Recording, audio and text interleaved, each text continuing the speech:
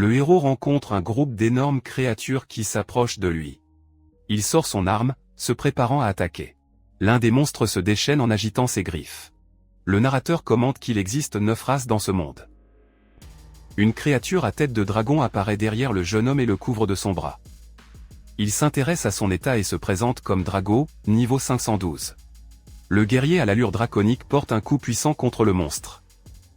Une elfe nommée Sassa, niveau 308, exprime son mécontentement face à la situation. Il reproche à un jeune homme nommé Light d'agir sans réfléchir. En arrière-plan, vous pouvez voir comment les monstres s'approchent du héros. La jeune fille se prépare à rejoindre la bataille. Dans un donjon appelé les Abysses, se trouvaient 4 créatures puissantes. Parmi eux se trouvait un démon appelé Diablo, de niveau 419.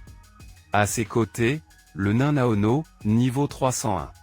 Devant l'entrée du donjon se tenait un centaure nommé Centre, niveau 152.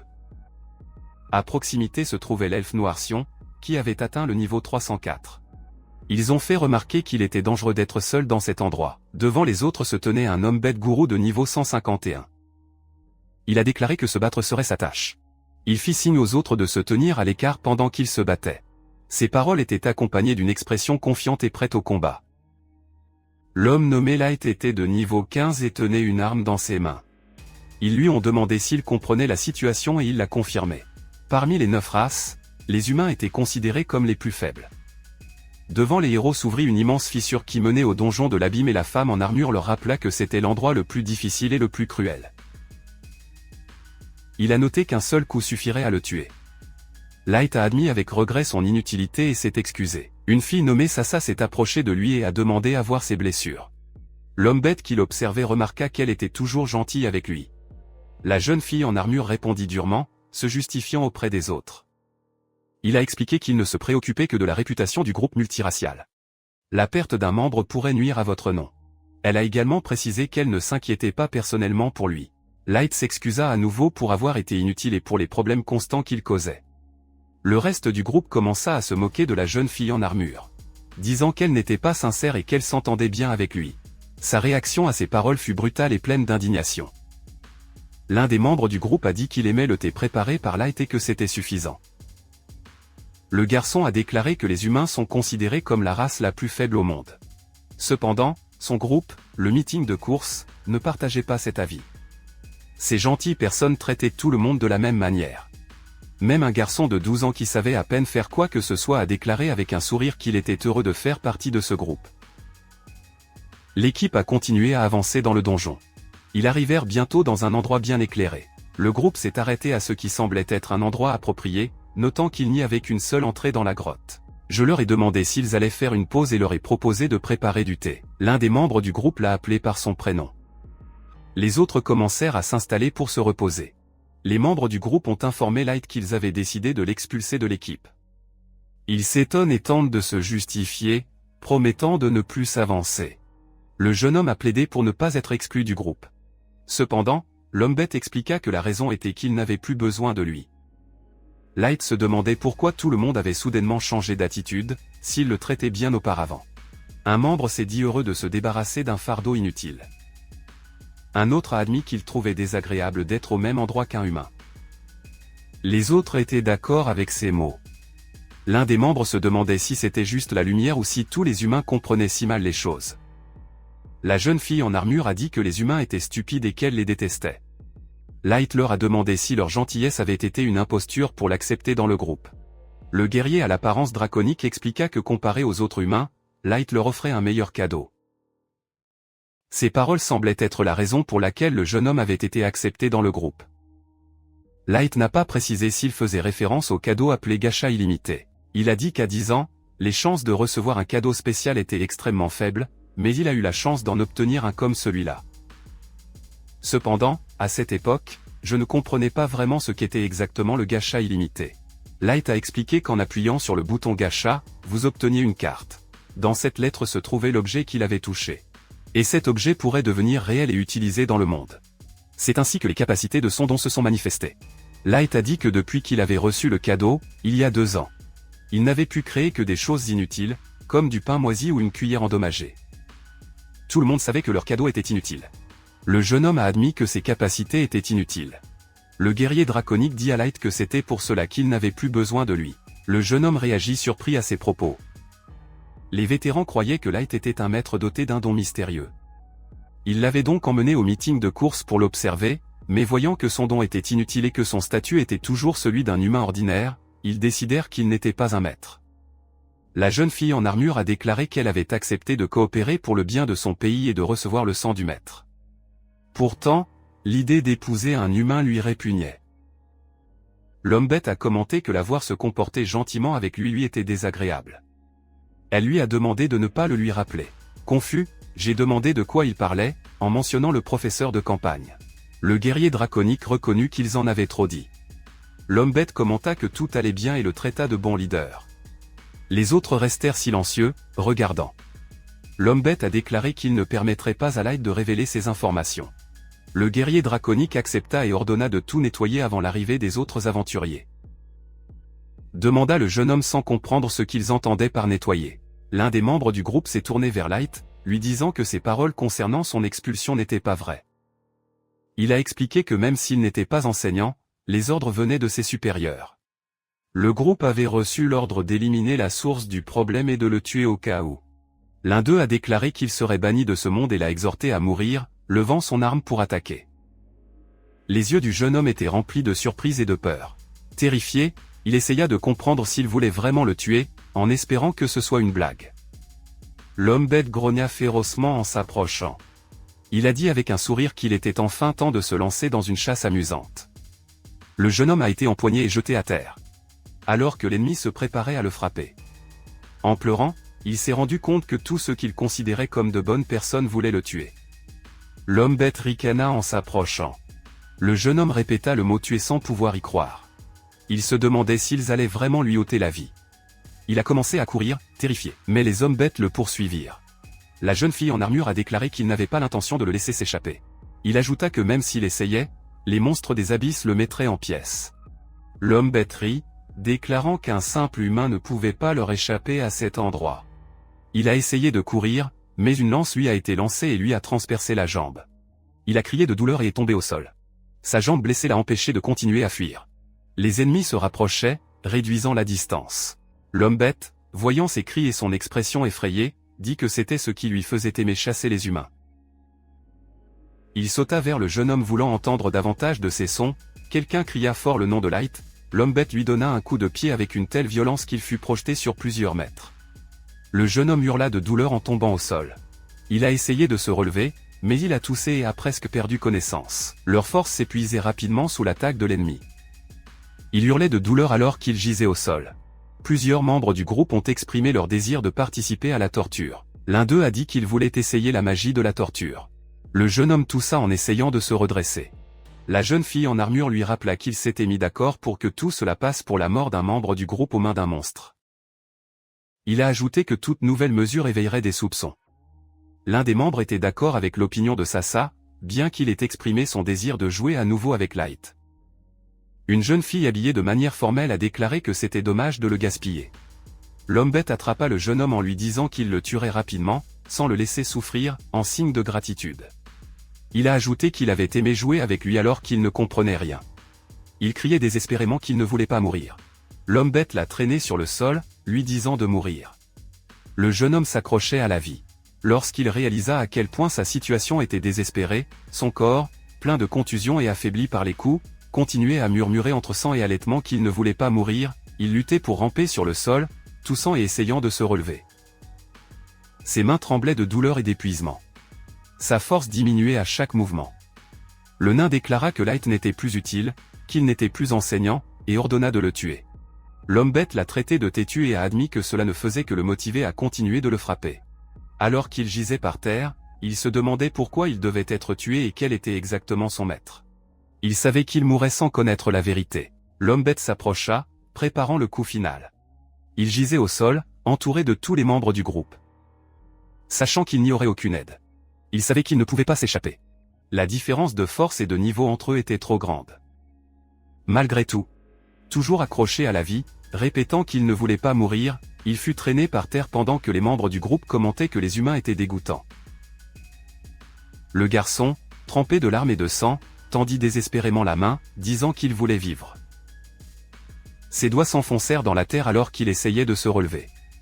Ses yeux, malgré la fatigue et la douleur, montraient de la détermination. Son désir de survivre était plus fort que sa peur. Un cercle magique s'éclaira sous la lumière, activant un piège de téléportation.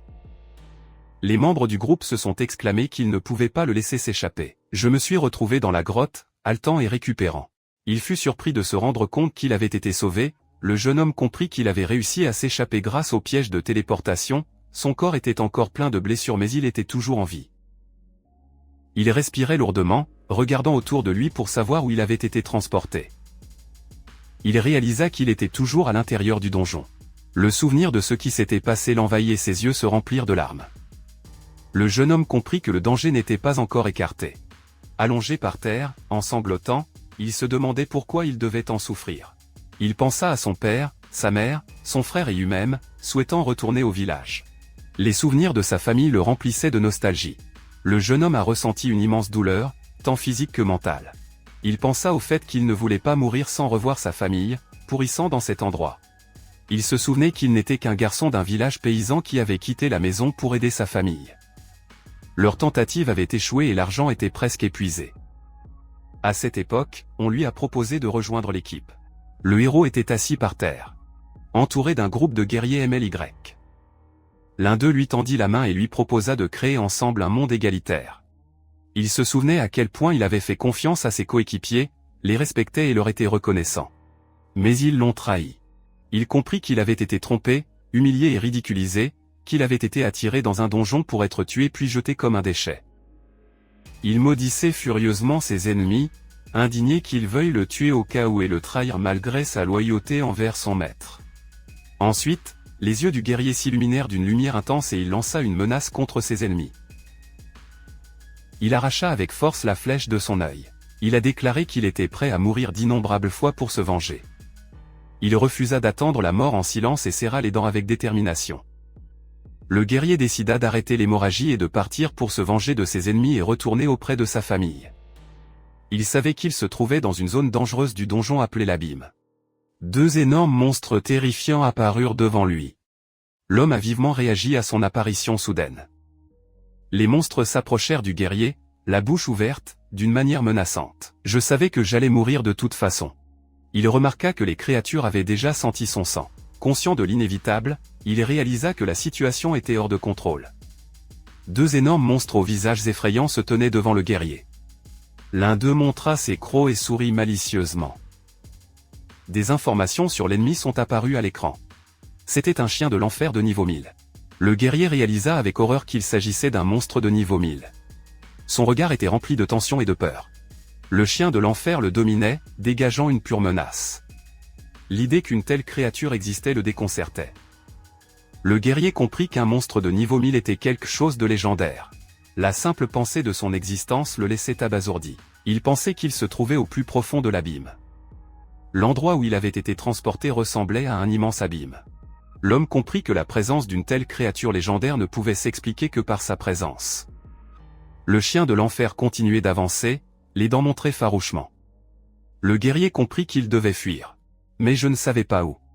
Son corps tremblait de tension et de peur. Il savait que, n'étant qu'au niveau 15, il ne pourrait pas sortir vivant des profondeurs de l'abîme. Devant lui se trouvait un monstre auquel il était impossible d'échapper. Le guerrier savait qu'il ne pouvait pas encore mourir. Le monstre ouvrit la bouche d'un air menaçant, se préparant à attaquer. L'homme n'avait aucun moyen de se défendre. Il ne savait même pas où se trouvait son silex. Il ne restait plus que la détermination à agir. L'homme se concentra et se souvint de son cadeau. Des symboles magiques et des cristaux rotatifs apparurent devant ses yeux. Ce cadeau s'appelait Gacha sans limite. Il se préparait à l'utiliser à un moment critique. Avec un cri, le guerrier activa son don, invoquant tout ce qui pouvait le sauver. Il pensait à sa famille et à la vengeance qu'il n'avait pas encore accomplie. Un immense cercle magique s'ouvrit dans les airs devant le monstre. Ses lignes brillaient, formant un motif complexe. La créature l'observait avec méfiance. Une lueur émergea au centre du cercle, grandissant à chaque seconde. Le monstre réagit avec surprise au cercle magique qui était apparu. Au centre, divers objets ont commencé à tourner et à s'aligner. Le guerrier regardait avec une expression perplexe. Je n'ai pas compris ce qui se passait. Une lumière vive jaillit du cercle magique, illuminant toute la zone. Le monstre le regarda avec méfiance, émettant un grognement sourd. L'une des créatures sursauta, réagissant à l'énergie. Le guerrier observait le phénomène avec étonnement et inquiétude. Le monstre ouvrit la gueule, prêt à le dévorer. L'homme a compris que ce serait sa fin. Il réalisa que la dernière chose qu'il verrait serait l'intérieur de la gueule de la bête. Les souvenirs de sa vie défilaient devant ses yeux. Soudain, une voix se fit entendre dénonçant l'audace du monstre pour s'en prendre à son maître. Ces mots étaient une menace qui promettait de ne montrer aucune pitié, même si l'ennemi n'était qu'un chien. Une carte avec l'image de la créature a clignoté devant les yeux du guerrier, ce qui a interféré avec ce qui se passait. De la lumière vive, une silhouette a émergé entourée de courants magiques. La créature était armée et prête à attaquer. Autour de lui de nombreuses lances se matérialisèrent, pointées vers l'ennemi. Son apparition était accompagnée d'une puissante explosion d'énergie. De la lumière magique émergea une jeune fille habillée en servante, avec de longs cheveux violets. Sa posture rayonnait de confiance et d'élégance. Derrière elle, on pouvait voir les fragments désintégrés du monstre vaincu. Son apparence était impressionnante et lumineuse. La jeune fille en tenue de servante atterrit entourée d'éclats de magie brisés. Son regard restait fixé devant lui, plein de détermination. La guerrière, assise par terre, la regardait approcher. Elle avança d'un pas ferme sur les talons. La guerrière la regarda avec étonnement, contemplant la jeune fille sortie du gacha magique. Elle l'observait calmement, entourée d'une lueur. Son image était pleine de mystère. Leur rencontre interrompit la situation dangereuse dans laquelle ils se trouvaient. La jeune fille habillée en servante a effectué un mouvement de combat entouré d'éléments magiques. Elle atterrit sur ses talons, rayonnant de confiance. Des fragments de la construction magique volèrent autour de lui. Ces mouvements étaient accompagnés d'une puissante aura d'énergie. La jeune fille en tenue de servante s'approcha du guerrier, qui la regarda surprise. Elle s'est arrêtée juste devant lui puis s'est agenouillée sur un genou. Son regard restait fixé sur l'homme. La jeune femme l'observa attentivement, remarquant son désarroi. Il remarqua son apparence et l'état de sa peau. Elle a ensuite avoué qu'elle ne supportait pas de voir ses blessures et a commencé à les soigner elle-même. L'homme fut surpris de voir comment ses blessures commençaient à se refermer et la douleur disparut. Il a examiné son corps, vérifiant les changements, tandis que la jeune fille s'excusait pour ses actes. Ses paroles étaient sincères et calmes. La jeune fille s'est adressée à l'homme et lui a demandé de lui donner son nom. La douceur de sa voix rehaussait sa beauté. Le guerrier, quelque peu confus. Il a prononcé son nom, Light. La jeune fille répéta son nom plusieurs fois, en le prononçant avec respect. Il l'a dit avec un ton doux et attentif. Puis il a commenté qu'il était un homme beau et noble. Ses paroles étaient accompagnées d'une expression sincère. La jeune fille s'agenouilla de nouveau, prononçant des paroles de loyauté envers son maître. Il a dit qu'il y consacrerait toute sa vie et toute son énergie. Light entendit sa confession avec surprise. Il comprit qu'elle mourrait même pour lui. La jeune fille jura solennellement fidélité éternelle à son maître. Ses yeux étaient pleins de détermination. Confus, Light essaya de comprendre de qui il s'agissait. Il parla avec hésitation, ne sachant pas comment continuer. Light la regardait sans comprendre la situation. La jeune fille a demandé la permission de se présenter. Lorsqu'il a accepté, elle l'a remercié. Il s'est ensuite excusé de ne pas l'avoir fait plus tôt. La fille s'est présentée comme une carte de classement. Elle a donné son nom complet, mais, cherchant une jeune fille, son niveau atteignit 9999. Mais a expliqué qu'elle avait été invoquée par le cadeau de Light appelé Boundless Gacha comme carte de rang su. Il montrait son image sur la carte. Light fut surpris de réaliser que c'était le résultat de sa capacité. Mais a fait un vœu, se comparant à un oiseau dans le ciel et à une loyauté qui grandit sur terre. Il a assuré que son dévouement serait éternel. La jeune fille a promis de rester aux côtés de Light même après sa mort. Ses paroles étaient fermes et déterminées. Maya a assuré qu'étant à côté de Light, elle ne permettrait à aucun monstre du donjon de toucher sa peau. Ses paroles étaient pleines de détermination et de confiance. Light l'écoutait, surpris d'une telle déclaration. Ses yeux reflétaient l'étonnement et l'incrédulité face à ce qui se passait. Light ne croyait pas que son gacha illimité avait invoqué mais, car jusqu'à présent il n'avait fait que créer des choses inutiles. Mais lui a demandé de ne pas suivre les formalités et de simplement l'appeler par son nom. Lui, ému, demanda la permission de le faire. Light, quelque peu embarrassé, s'adressa à la jeune fille par son nom, mais le remercia joyeusement d'avoir accédé à sa demande. Il a affirmé que le don de Light, le gacha illimité, ne pouvait pas être défectueux. Il a ensuite demandé la permission de le vérifier avec ses compétences d'identification. Maya a précisé que c'était l'une de ses capacités et a demandé la permission de l'utiliser. Light fut surpris d'apprendre qu'il possédait une telle capacité. Elle a accepté que je l'utilise. Mais s'est excusée pour tout manque de tact avant de commencer l'analyse. Son œil s'éclaira alors qu'il activait la compétence d'identification. Des symboles magiques apparurent autour de son élève. Il a commencé le processus d'analyse avec soin. Mais a commenté qu'une personne de niveau inférieur à elle ne serait pas en mesure de voir les détails. Il a admis qu'il ne pouvait pas voir la profondeur du pouvoir de la lumière. L'homme était étonné de ses capacités. La jeune fille sourit, admirative de son pouvoir. Mais a expliqué que le cadeau de Light, un gacha illimité, comporte plusieurs gammes de cartes allant de X à l'erreur. Il a noté que la densité de la magie environnante influence le résultat du gacha. La capacité de Light lui permet d'être utilisée sans restriction. Light demanda ce que cela signifiait. Mais a expliqué que les mages utilisent la magie aérienne, tandis que le gacha illimité l'absorbe et crée ensuite des cartes. Il a expliqué qu'en surface, il y a très peu de magie dans l'air, il était donc presque impossible d'invoquer une carte de rang supérieur. Cependant, il y a bien plus de magie dans cet endroit. Il a souligné que c'est pour cette raison que les probabilités d'avoir été invoqué ici étaient élevées. Light a admis qu'il n'avait compris qu'une partie de son explication. Il disait que l'important pour lui était d'avoir réussi à invoquer Maya au fond de l'abîme. À côté de lui se trouvait la carte avec son image. Mais a félicité Light pour n'avoir atteint que le niveau le plus bas pour comprendre le caractère unique de son gacha illimité. Il disait qu'une telle action méritait la loyauté d'un serviteur. La jeune fille a souligné que cela lui avait permis d'être convoquée. Ses paroles étaient pleines de respect. Maya a admis qu'elle voulait le féliciter. Mais il a souligné le risque qu'il courait en venant là-bas sans équipe et avec son niveau. Il a noté que faire face à un monstre dans ces conditions le mettait en grave danger. Light écouta attentivement ses paroles. Mais a juré de toujours rester à ses côtés et de ne pas le laisser souffrir. Light a expliqué qu'il n'était pas au fond de l'abîme de son plein gré. Il lui a dit la vérité pour dissiper son malentendu. La jeune fille a entendu ses aveux. Light raconta comment il s'était retrouvé seul au fond du gouffre. Il ne supportait pas l'idée de trahir ses compagnons. En s'en souvenant, il se mit à pleurer. Ses paroles reflétaient la profondeur de sa douleur. Mais enroula ses bras autour de Light, le serrant fort dans ses bras.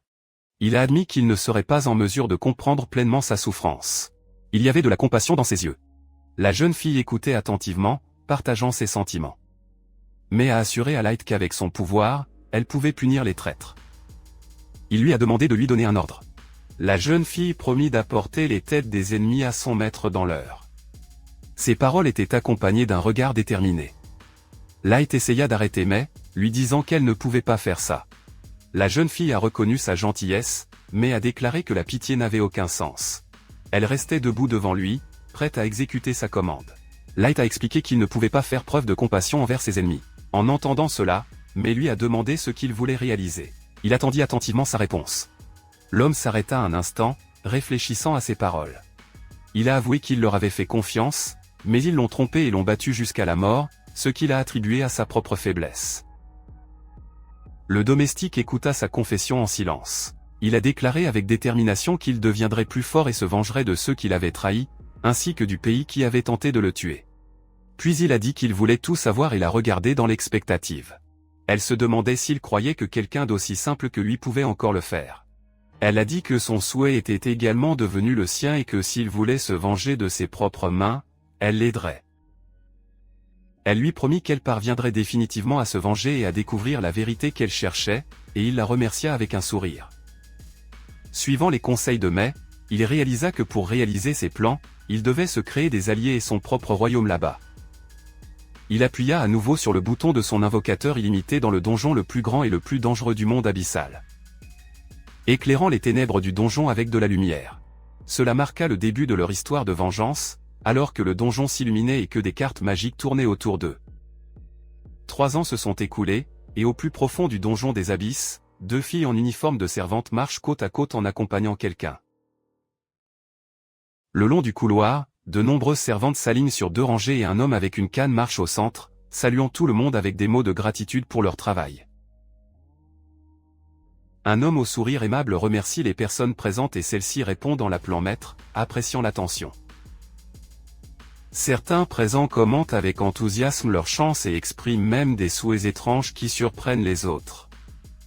Une des filles demande au maître la permission de faire taire le bruit des fées, mais il répond avec un sourire en disant que c'est un signe de sympathie. alors qu'il continue de marcher. Il remarque une voix familière et se rend compte que les intervenants se trouvaient dans le centre d'entraînement. Il accepte plus tard des excuses pour son comportement grossier. S'assurer que tout va bien. La jeune fille déclare avec confiance qu'elle peut prouver ses paroles en démontrant sa connaissance de la table de multiplication. Son camarade de classe répond avec surprise en disant que cela semble impressionnant lorsqu'une fille chat est assise à côté d'eux.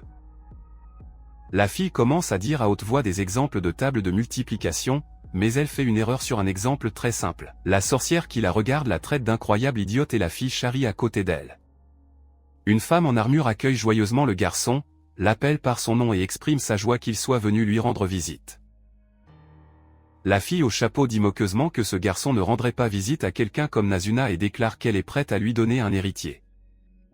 Une fille au sourire malicieux lui propose d'aller dans sa chambre et une autre se moque de sa camarade de classe en la traitant de vierge pour son comportement. Le garçon, confus, demande ce que signifient ces mots après les avoir entendus de la part des servantes fées et la jeune fille réagit avec honte à sa question. Une fille en costume de chat se blottit affectueusement contre le garçon, tandis qu'une autre lui demande avec indignation de ne pas lui caresser le menton. Le garçon communique des nouvelles importantes à ses trois compagnons. Mais son attention est détournée vers une grande créature ressemblant à un loup qui vient d'apparaître à proximité. Il se souvient des événements d'il y a 3 ans et admet qu'il se fige encore à la vue du chien de l'enfer. La jeune fille se tourne avec colère vers le chien, l'accusant d'être impoli envers Light et prédisant sa mort imminente. La jeune fille soutient froidement que l'espèce canine devrait être détruite à la fois physiquement et dans les archives. Les condamnant pour avoir attaqué la lumière. La jeune fille déclara sombrement que la culpabilité suffisait à effacer l'existence de l'ennemi à ce moment précis. Après tout, il avait bouleversé son maître. 3 cartes avec des images des alliés les plus puissants sont apparues devant l'ennemi, après quoi les héroïnes elles-mêmes se sont matérialisées, prêtes au combat. Le héros a déclaré qu'il deviendrait son adversaire en utilisant sa puissance de niveau 9,999. Le monstre terrifié tremblait et le garçon à côté de lui demanda au trio de s'arrêter, remarquant que la créature avait également peur. L'un des personnages a commenté que l'être était mignon une fois qu'on s'y était habitué et un autre a accepté de lui pardonner si la mère de l'examen l'ordonnait. L'une des héroïnes pensait que même une petite erreur pouvait conduire à l'anéantissement des ennemis et une autre demandait ce que voulait dire Light-sama. Light a déclaré qu'il avait reçu un message de Mei concernant la capture d'une proie. Il a donc demandé à tout le monde de se préparer. Les filles ont exprimé leur volonté de le faire. L'une les a félicitées pour leur réussite et a promis de travailler dur, tandis que l'autre a accepté de se préparer malgré ses doutes. Light a dit qu'il comptait sur ses amis, après quoi les filles ont réagi avec joie et enthousiasme à ses paroles.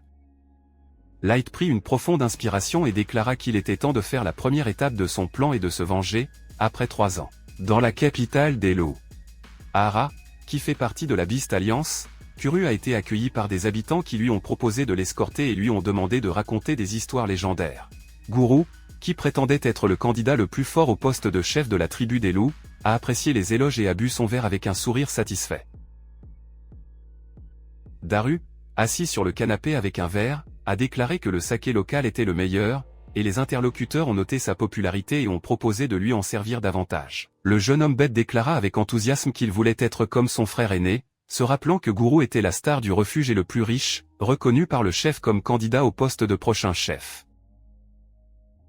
Guru expliqua à l'autre qu'un homme bête devait savoir utiliser son esprit et ses sens pour identifier les choses par l'odorat et faire le travail avec le meilleur résultat possible. Guru a commenté avec un sourire qu'il ne pouvait pas révéler les détails puisque la mission venait du pays, mais que c'était très rentable, car il avait été payé très cher rien que pour avoir tué un enfant. Il se demandait quelle aurait été la véritable mission si on lui avait donné autant de choses pour tuer un enfant confus. Après avoir téléporté la victime dans l'abîme, ils n'ont pas pu la retrouver et il a été décidé qu'il ne survivrait pas. Chacun a donc reçu sa récompense. Il se demande quel genre de maître est capable de faire agir avec autant d'énergie tous les pays. Soudain, ses sens devinrent en alerte. Il sentit la mort et réalisa que continuer à intervenir pourrait lui coûter la vie. Il se souvenait qu'étant orphelin et ne sachant utiliser que la force, il était désormais candidat au poste de leader et pouvait atteindre encore plus haut. Il s'imaginait au sommet, profitant du moment et demandant le meilleur service lorsqu'une fille l'approcha avec une question. Il s'imaginait au sommet, profitant du moment et commandant le meilleur saké, lorsqu'une fille s'approcha de lui pour lui poser une question. La jeune fille le regardait désespérément et suppliant, les mains jointes sur sa poitrine. Elle m'a demandé de lui dire où Light-sama était allé pour la dernière fois et m'a supplié de l'y emmener. La jeune fille s'est présentée comme étant Mei et a dit qu'elle était une servante qui avait juré une loyauté éternelle à Light-sama. L'homme a réagi avec surprise et choc en entendant le nom de Light. Mei a expliqué qu'elle cherchait actuellement des traces de Light-sama. L'homme comprit ses paroles et commenta que comme il n'avait pas trouvé la lumière après leur retour, elle faisait référence à lui comme à un ancien membre des races unies. La jeune fille a dit qu'elle était prête à le récompenser généreusement pour l'avoir aidé à retrouver Light-sama, même si les chances de le retrouver étaient minces. L'homme était étonné du montant. Puisqu'il suffisait d'acheter un manoir, et il a souligné combien il était absurde que les gens paient autant pour une entreprise aussi risquée. La jeune fille a déclaré que tout le pays avait vérifié les informations sur Light. Mais rien de spécial n'a été trouvé. L'homme se demanda s'il s'était trompé de personne et suggéra que Light aurait pu être un noble ou quelqu'un faisant exprès d'être pauvre. Le guerrier bestial pensa que s'il y avait vraiment eu une erreur dans l'affaire Light, alors la lignée des dragons d'élite lui serait redevable. Il remarqua que la jeune fille était plutôt attirante, bien que d'origine modeste. Le guerrier bestial pensait que si tout se révélait être un piège, il avait des plans de secours. Souriant, il pensa qu'il pourrait s'amuser autant qu'il le voudrait dans les abysses et même vendre la fille quand il en aurait fini avec elle. La jeune fille, avec enthousiasme, lui a demandé s'il disait la vérité. L'homme bête, avec un sourire moqueur, accepta de l'emmener là où Light avait été vu pour la dernière fois, l'appelant avec mépris. La jeune fille l'a prévenu que l'abîme était le pire donjon et qu'il était très dangereux d'y aller seul. L'homme bête répondit que Light était un de ses bons amis et qu'il répondait à la demande de son peuple. L'homme bête déclara avec confiance qu'au nom de son futur leadership, il rassemblerait ses hommes et l'escorterait personnellement en toute sécurité. Le prédateur à l'air sauvage s'est léché les lèvres et a promis de l'escorter en toute sécurité, ajoutant quelque chose de sinistre. La jeune fille, sans se douter de rien, le remercia les larmes aux yeux. L'homme bête se souvint du lieu de sa dernière victoire et attendait avec impatience une nouvelle bataille. Son discours était sauvage et son corps plein de fureur. L'escouade de 12 hommes se dirigea vers l'abîme avec les 10 hommes bêtes. Grâce à ses talents d'éclaireur, le chemin s'est déroulé sans une seule bataille. Le groupe atteignit le niveau intermédiaire du donjon, là où Light se trouvait auparavant. Là, ils furent pris en embuscade par un monstre et il fut grièvement blessé. Peu de temps après, Light a accidentellement activé un piège de téléportation et a disparu juste devant ses compagnons. Un groupe de monstres a entouré la jeune fille, bloquant ses voies de fuite. Ils ont dit qu'ils pouvaient y faire ce qu'ils voulaient. La seule issue était bloquée et la situation semblait désespérée.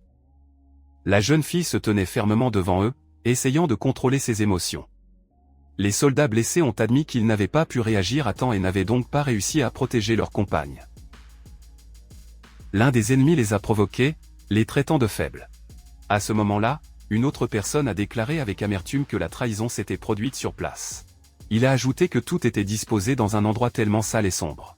Le loup-garou pensa avec regret que s'il avait été là plus tôt, son compagnon n'aurait pas subi de blessures aussi graves ni perdu autant de sang. Il a noté que c'était vraiment dommage. À ce moment, un son inattendu attira son attention. Le loup-garou remarqua que la jeune fille reculait soudainement et fut surpris de voir à quel point elle savait ce qui se passait. Il pensa avec fureur que seul le conseil de race et les gradés supérieurs étaient au courant. Enragé, il lui a demandé qui il était. Le loup-garou l'a attaqué avec des accusations, exigeant qu'elle avoue pour qui elle travaillait. Je soupçonnais qu'il s'agissait d'un espion d'une autre race. La jeune fille fut surprise par ces paroles et demanda avec confusion, laissant entendre qu'elle était prise pour un traître. L'homme se souvint qu'il avait juré une fidélité éternelle à la lumière et qu'il n'avait aucune intention de rompre ce serment. Il a souligné qu'il ne tolérerait pas qu'un domestique soit insulté. Avec une froide détermination, il a laissé entendre qu'il était prêt à tout découvrir, même au prix du sang. L'héroïne déclara brusquement qu'elle était prête à agir ici et maintenant. Sa détermination a fait frémir ses adversaires. Leurs visages se tordirent de peur alors qu'ils ressentaient la puissance de ses paroles. L'atmosphère est devenue tendue, laissant présager un affrontement imminent. La femme était considérée comme une proie inférieure destinée à être vendue, mais la pression soudaine fit trembler le puissant ennemi et il ressentit une peur écrasante. Les monstres tremblaient de terreur. On ne pouvait plus bouger et on pensait qu'il allait mourir, jusqu'à ce que le regard de la jeune fille arrête l'attaque. Le guerrier cagoulé désigna le loup-garou. soulignant que ces paroles étaient particulièrement pertinentes pour lui et le loup-garou frissonna involontairement à cause de la tension ressentie par la jeune fille avec un sourire confiant. Alors que les monstres se tendaient, surpris par l'apparition soudaine du guerrier derrière eux. Le monstre reconnut le magicien avec horreur, ne croyant pas à ce qui se passait. Le jeune homme leva son bâton et jeta un sort. Émettant une lumière vive et aveuglante, le garçon leva la main avec un sourire et déclara qu'il était venu se venger après 3 ans, en prononçant une forte salutation de gourou. Salutation du gourou. L'adversaire bestial, avec un sourire moqueur, fut surpris que le garçon ait survécu et le traita d'être pathétique. Il s'est moqué de leurs propos sur la vengeance, a ridiculisé leur niveau 15 et a déclaré que les humains étaient des imbéciles. Le loup sourit et avoua qu'il ne comprenait pas comment le garçon avait survécu. Il affirmait que porter son cadavre lui vaudrait la gratitude des draconiens et élèverait ainsi les loups.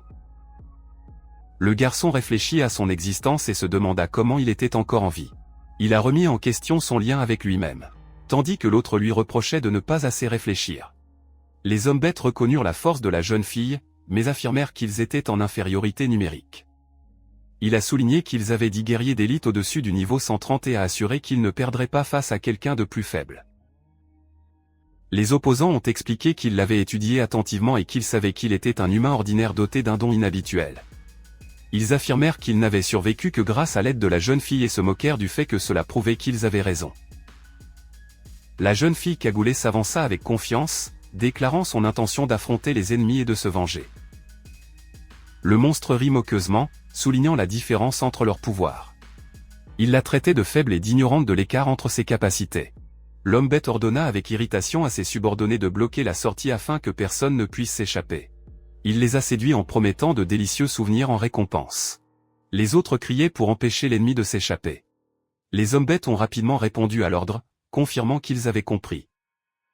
L'un d'eux a appelé le chef frère aîné gourou et s'est adressé aux autres. Il ordonna d'encercler l'ennemi pour ne lui laisser aucune issue de secours. Tout le monde a confirmé à l'unisson sa volonté d'exécuter la commande. Les hommes bêtes se précipitèrent, ne comprenant pas vraiment ce qui se passait, mais suivant le plan. L'un d'eux pensait qu'ainsi il pourrait se rapprocher du sommet et obtenir une bonne position. L'homme bête s'envola soudainement hors du passage et apparut juste devant le groupe de héros. La fille cagoulée et les garçons se préparèrent sous les yeux de leurs alliés.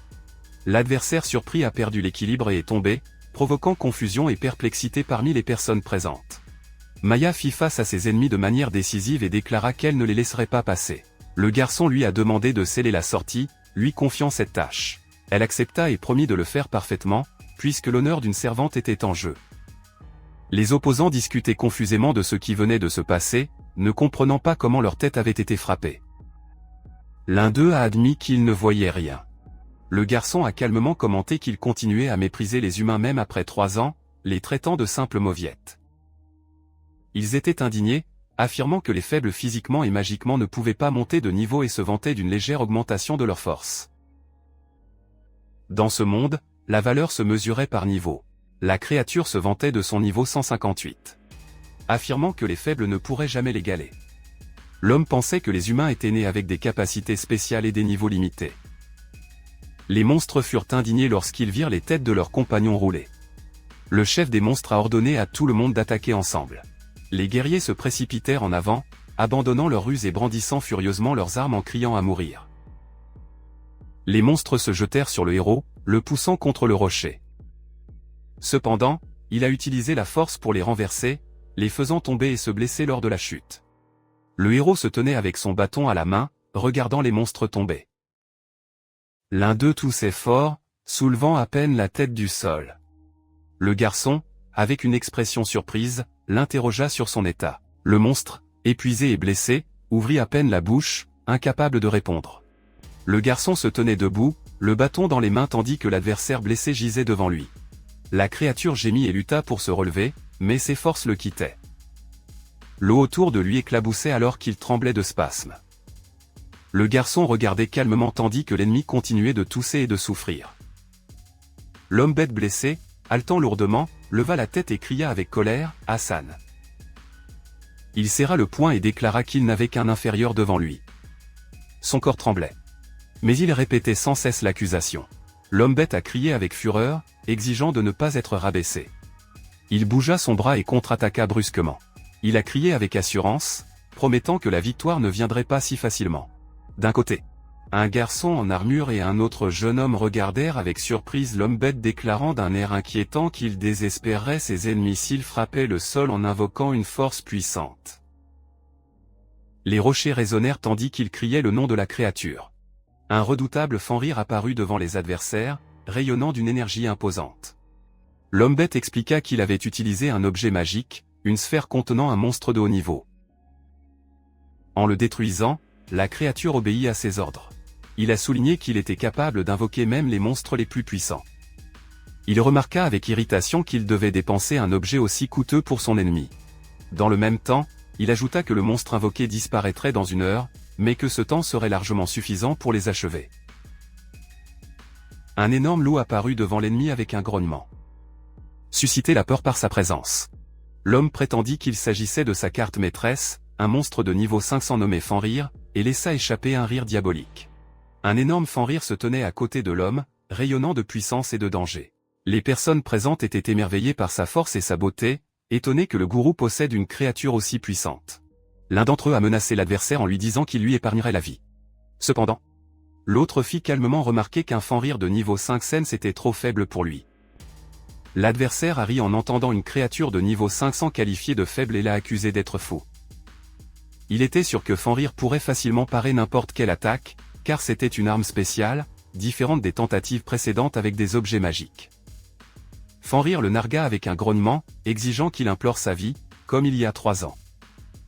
Le garçon regardait en silence. Se souvenir du passé. Fenrir a continué à se moquer, lui disant de s'agenouiller et de le faire rire, promettant de le laisser vivre.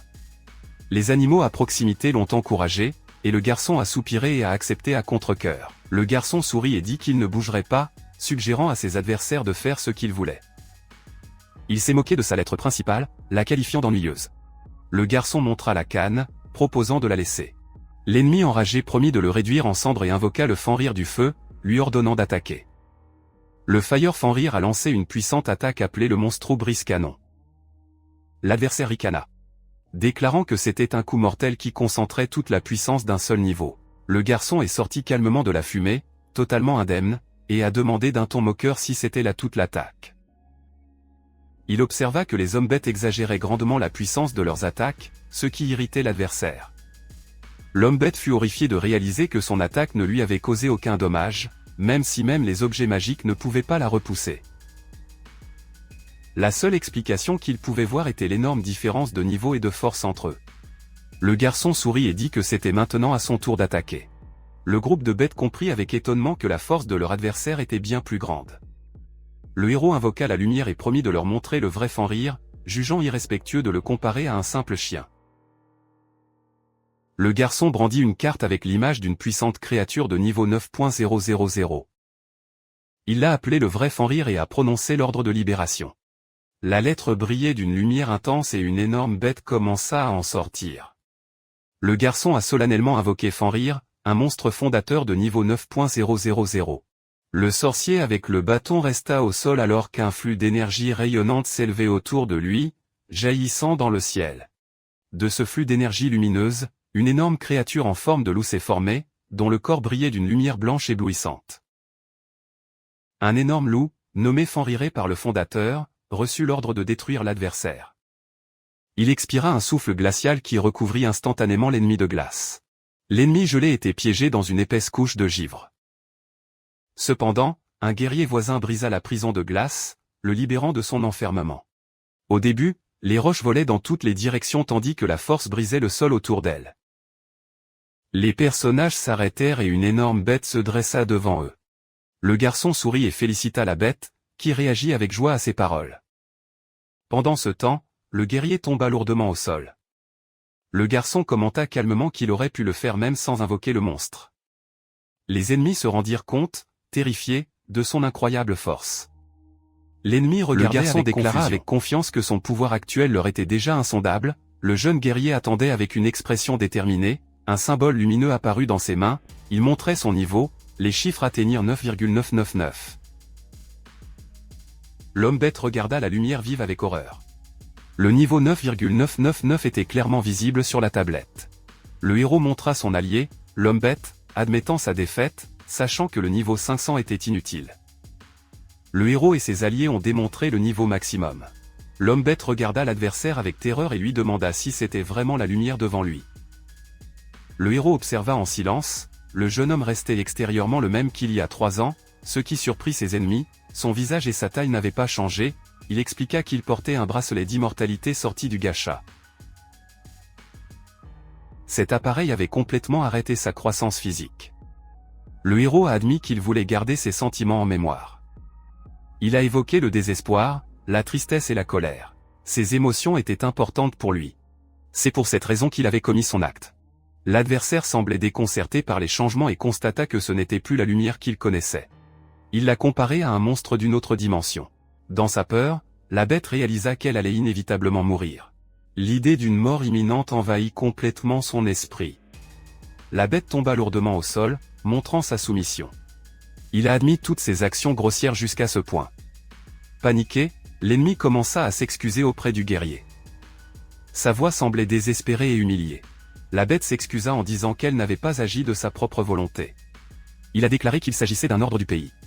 Désespéré, l'adversaire a demandé pardon. Son visage transpirait de peur. Guru a renié ses compagnons dans la panique. Il a dit qu'il pouvait en faire ce qu'il voulait. Les autres hommes bêtes étaient indignés. Ils criaient qu'ils avaient été trompés par leurs promesses. Guru gisait sur le sol, le pied du jeune homme le pressant contre le sol. Il a admis qu'il avait effectivement trahi Light-sama une fois. En réponse, le jeune homme interrompit brusquement ses paroles, ne voulant pas entendre d'excuses. Il lui cria de ne pas s'associer avec des créatures comme lui. Guru a essayé de se justifier en se souvenant des moments qu'ils ont partagés. Il a mentionné qu'ils mangeaient ensemble de la viande en brochette. La bête se souvint également de la façon dont ils avaient effrayé l'employeur qui avait humilié Light-sama. Sa voix était suppliante, essayant de susciter la compassion. La bête tremblait de peur, implorant grâce et appelant Lix. Il essaya de se justifier, demandant au moins de le laisser partir. La foule a été accusée de lâcheté, réprimandée pour ne vouloir sauver que sa propre vie. Light le regarda froidement, tenant le bâton dans ses mains. Il a arrêté ses supplications et lui a dit qu'il devait découvrir quelque chose avant de parler de miséricorde. Il a posé une question sur ce que signifiait mentionner l'hôte. Light a directement demandé qui était le propriétaire. La bête a paniqué et a avoué qu'il ne savait pas. Le héros a demandé pourquoi le pays devait rechercher le propriétaire et pourquoi ils avaient tenté de le tuer. L'ennemi répétait qu'il n'avait reçu que des ordres d'en haut et qu'il n'en savait rien de plus. Il affirma qu'il ne savait absolument rien et que même les chefs hommes bêtes étaient privés de cette information.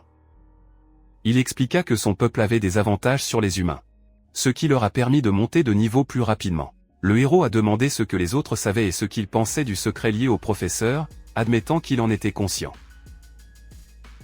Les hommes bêtes commencèrent à offrir des informations sur le maître, dans l'espoir de survivre, et assurèrent au héros qu'il lui dirait tout ce qu'il savait. Le serviteur remarqua que les ennemis ne voulaient pas les laisser partir au début et dit que les menteurs allaient mourir d'une mort douloureuse.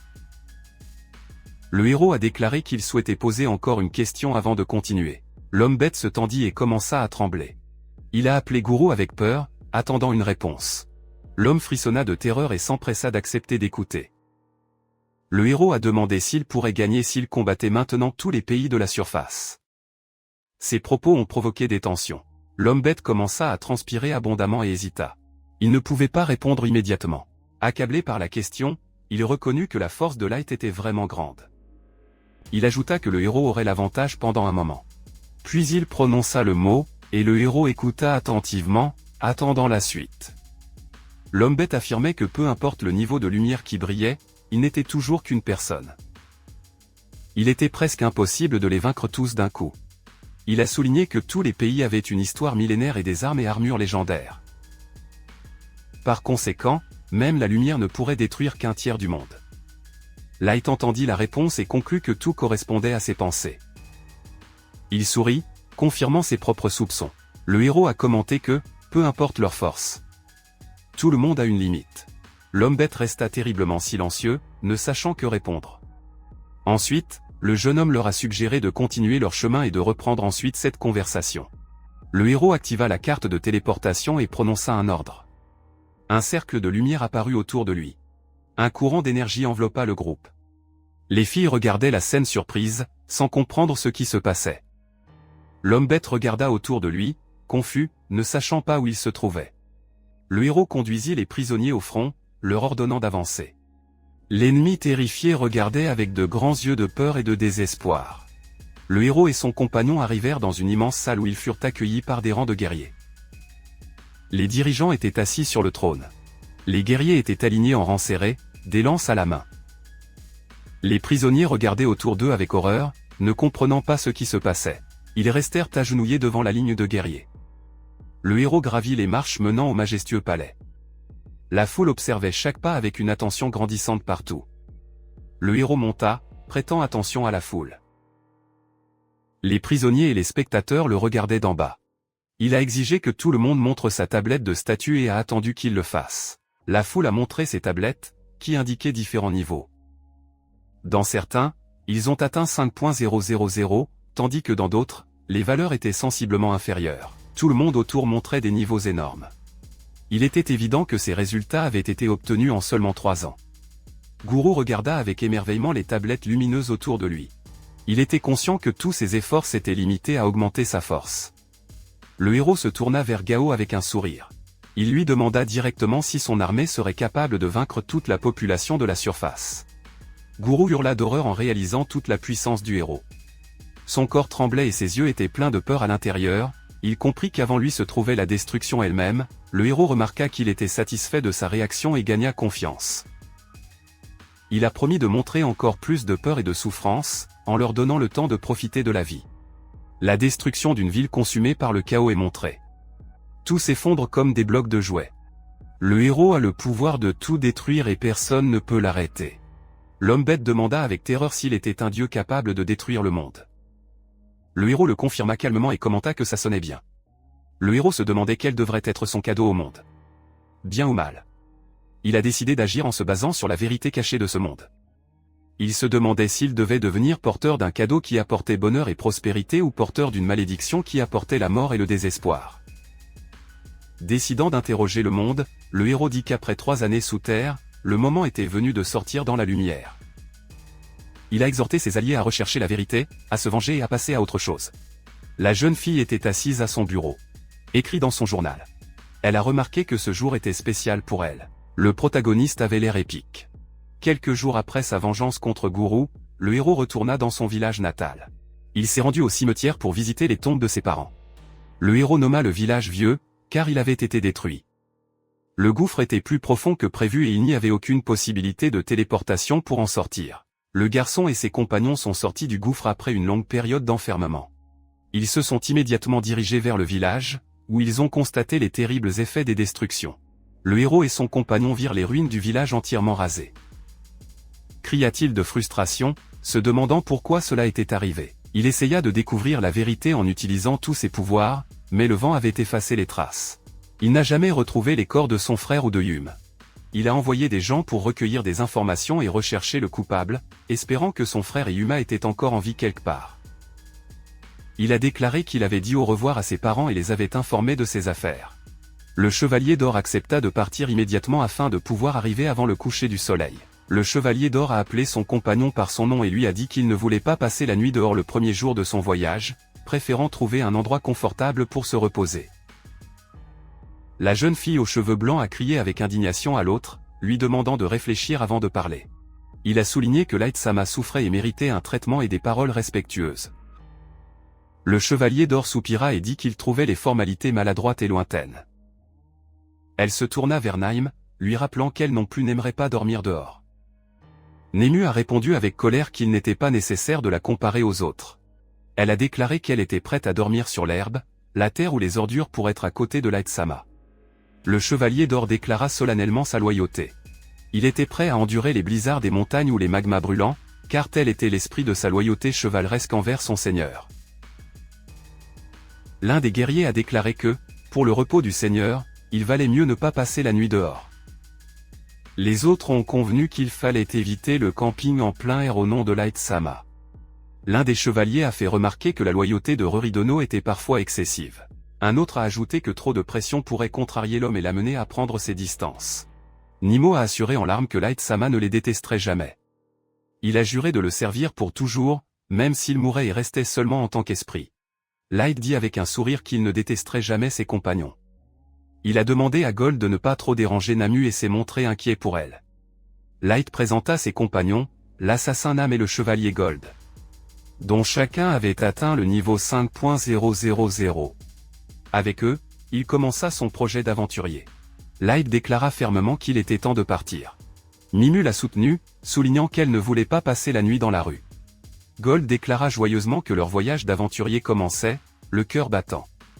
Light a noté qu'ils avaient encore besoin d'informations en cours de route. Nima a été averti de ne pas commettre d'erreur devant son maître, et Gold lui a rappelé de ne pas l'oublier. Light a dit que sa prochaine cible était Sasa et qu'Iris se préparait à se venger. Avant de terminer leur formation, ils commençaient à exécuter un plan appelé Aventure. Light reconnut que sa force était suffisante pour résister au monde grâce au maître, mais il n'était pas assez stupide pour déclencher une guerre sans raison.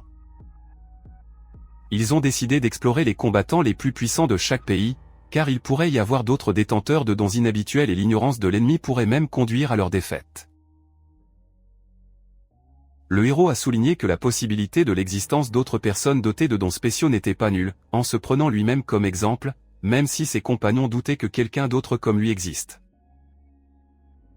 Ils ont parlé de l'ennemi inconnu, soulignant la nécessité d'agir avec prudence et de recueillir des informations, car pour se venger et atteindre ses objectifs, il était important de prendre en compte même les adversaires les plus puissants. Le héros se souvint de la destruction de son village, supposant que cela aurait pu être l'œuvre de monstres ou de bandits, mais il doutait toujours et raconta ce qui était arrivé au mystérieux professeur. Le héros se tenait devant les tombeaux. Pensant qu'ils avaient essayé de le tuer et que le village avait été détruit à cause du professeur, il serra le poing et jura de transformer le monde en enfer. Le héros a pris une profonde inspiration en regardant les tombes de ses parents, il a promis de revenir, de découvrir la vérité et de se venger, en donnant à maman et papa le châtiment tant attendu. Le héros enfile un masque et encourage ses compagnons à avancer. Il a promis d'être prudent car ses intentions meurtrières pourraient effrayer les gens ordinaires dans la rue. Les compagnons discutèrent de la peur. L'un niant le tremblement, un autre insistant sur le fait que c'était vrai, le héros se contenta de rire et les encouragea à profiter de l'aventure à la surface. Les héros s'élevèrent dans le ciel en traversant les plaines verdoyantes. Un arc-en-ciel illumina l'horizon et ils proclamèrent le début de leur voyage en véritables aventuriers.